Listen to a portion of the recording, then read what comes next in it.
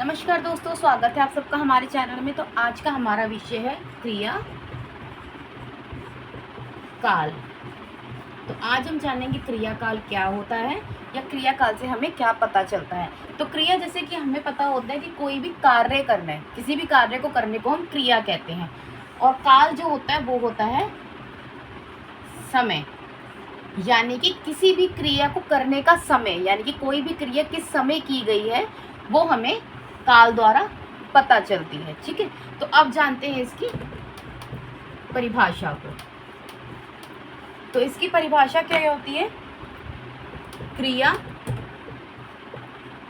के कार्य, ठीक है, यानी कि क्रिया का जो कार्य हो रहा है का समय या अपूर्ण या पूर्ण, ठीक है, यानी कि जो क्रिया का समय है वो हमें पता लगता है, या जो कार्य है वो पूर्ण हुआ है या अपूर्ण हुआ है। ठीक है, उस अवस्था को बताने वाले पद को काल कहते हैं।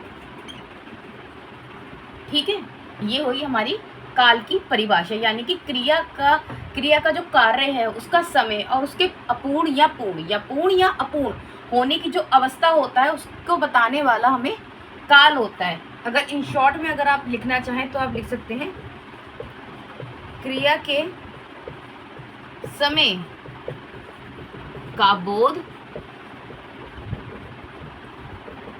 कराने वाले को काल कहते हैं। ठीक है, ये है इसकी दो परिभाषाएं।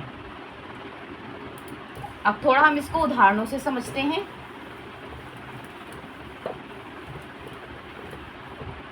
जैसे पहला उदाहरण इसका हम लेंगे, राम घर आ चुका है। तो इसके अंदर जो घर आ चुका है, ठीक है, जो आ चुका है वो है समय। ठीक है, यानी कि राम घर आ चुका है, यानी कि वो बहुत पहले घर आ चुका था। ये जो बात हो रही है ये भूतकाल की बात हो रही है आपसे। ठीक है, यानी कि ये जो काम है वो हो चुका है। ठीक है, दूसरा होगा रानी खाना खा रही है। तो इसके अंदर जो खाना खा रही है ये अभी की बात हो रही है। ठीक है, यानी कि रानी खाना खा रही है, ये जो काल है ये बताया जा रहा है इसके अंदर कि जो रानी है वो खाना खा रही है। ठीक है, तो ये काम जो है ये अभी चल रहा है, तो ये इसका समय ये बताया जा रहा है कि यहाँ पे ये जो काम है ये चल रहा है और ये जो है ये हो चुका है। ठीक है, एक और एग्जांपल से समझेंगे। सोमवार को स्कूल खुलेगा। ठीक है, तो अब ये जो स्कूल खुलेगा ये आने वाले समय की बात हो रही है। ठीक है, यानी कि फ्यूचर की, भविष्य की बात हो रही है कि सोमवार को जो है वो स्कूल खुलेगा। ठीक है, तो ये हमने 3 उदाहरणों से काल क्रिया की परिभाषा को समझा, यानी कि काल को समझा है। ये तो हो गई हमारी काल क्रिया की परिभाषा जिन्हें हमने उदाहरणों से समझा। अब हम बात करते हैं काल के भेदों के बारे में। अब ये जो काल होता है इसके 3 भेद होते हैं। पहला होता है इसका